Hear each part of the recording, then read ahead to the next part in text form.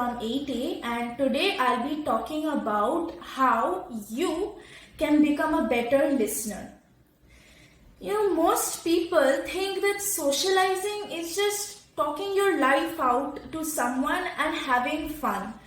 What usually happens is that each party looks forward to speaking and nobody wishes to listen. Have you ever wondered all the things that you have shared with a person, trusted with a person, have they really taken it in? Are they waiting for the moment you pause, pouncing on any chance for opining? Did they listen to what they have heard? Now, this brings us to the question of what is hearing, what is listening, and how listening is different from hearing. So, hearing is the automatic response of our brain when we hear sounds around us. Meanwhile, listening is intentional and requires attention and observation. Hence, whatever is perceived through our ears can be termed as hearing. When we cause our brain to concentrate and pay attention to sounds and words to make out a sensible or nasty meaning out of the words or sounds heard, then listening makes sense. That being said, let's dive into some effective listening etiquettes which you can use daily in your life. In today's fast-paced world, thanks to the internet, we are distracted mortals. Maintaining conversations can be pretty hard. You may be bored out of your wits listening to that person prate on about something very uninteresting. So you pull out your phone and start texting and it disrupts the conversation. Please don't do that. That is very rude. So pack off your bundle of distractions for some other time. This will enhance your bond with the speaker, making them feel confident. Our inattentiveness prohibits genuine connection the speaker is trying to make with us. The speaker is then in diffidence and the message is misunderstood, which defeats the whole point of the conversation. Often, people are so eager to respond to or add their inputs just so that they can impress other people that they miss out key points the speaker is trying to convey. This kind of behavior makes the other person feel unheard and vexed, making the conversation more competitive than collaborative. So do not make unnecessary interruptions. I know, being present in the conversation is a very demanding task, especially when the topic or person is not in your good books. The more you listen, the more repulsive you feel, and slowly you begin judging the other person. Completely withdrawing the attention, you begin to lose track of what the message the speaker is trying to convey, thus defeating the whole purpose of the conversation again. So, forget your judgmental self. When we judge the speaker, it's the way we think that is being registered into our brains and not what the speaker is trying to say.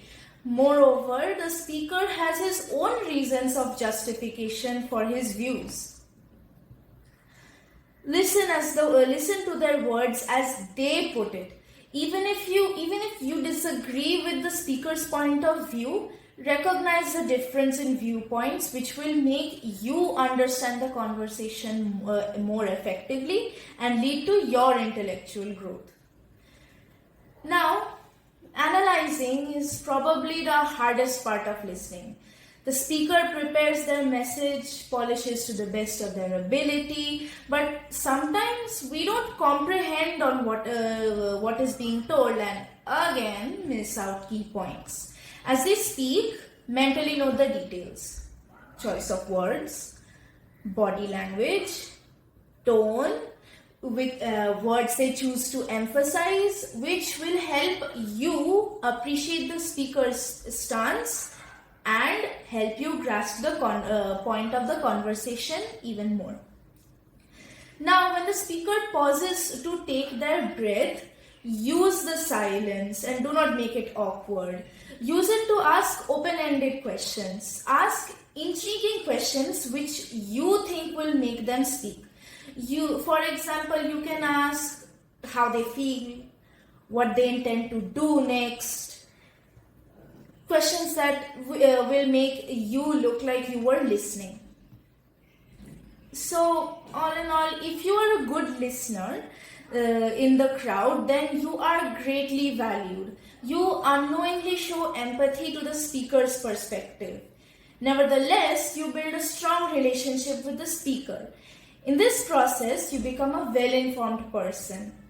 In conclusion, we have explored active and effective listening. All these elements highlight the importance of listening. As we move forward, I encourage you to practice listening regularly. Because, like Maya Angelou said, and I quote, people will forget what you did, people will forget what you said, but people will never forget how you made them feel. Thank you. Thank you, Sarkya. I mean, wow, it was great to hear all of your presentations. It was interesting to see how each of you had a different perspective about today's topic. But I have a question. Okay? It's a question for all of you, actually. While the person is speaking and telling us about his or her own experience, and we feel that we have faced a similar experience, I, at least, would not go on to interrupt him or her to tell about my experience, because if the person has trusted me enough to tell about an experience, I will let them talk, because the conversation is about them, not me. And later on, when the speaker pauses, I can ask them, go on, encouraging words to make them speak even more. Things like that, yes. Okay, that's very nice. Now, I think I've got your point of views and I agree with you all.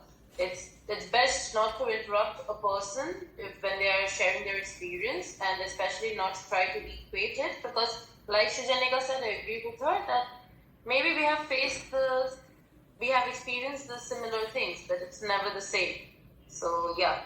Now, the other question that I wanted to know is that what happens is sometimes we have new students who come to our classes, right? Who join the school a little late. Okay? Maybe it has happened with you also in your classes as well, 8B and 8C.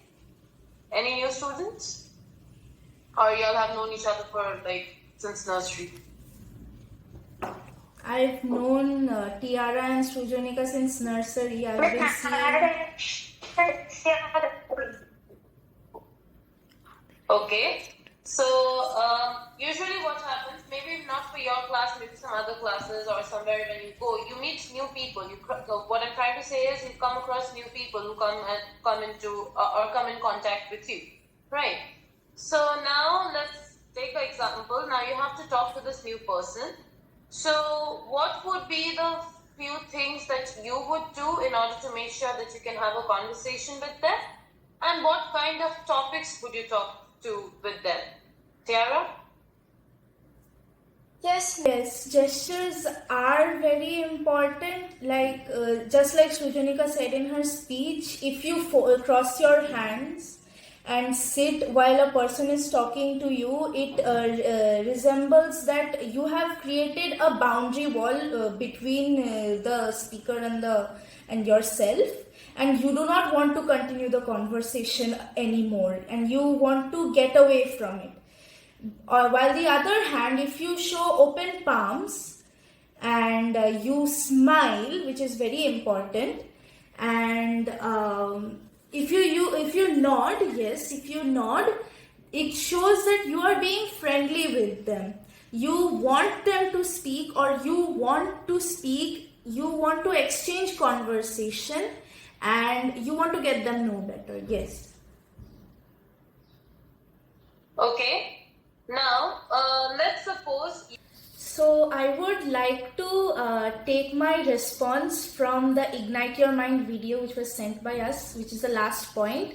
A conversation is like a mini skirt, short enough to be beautiful and long enough to cover the topic. Yes, the conversation, the length of the conversation depends on the topic we are speaking about. If it's a very brief topic like, have you got your coffee? Yes, I've got my coffee. Okay, see you.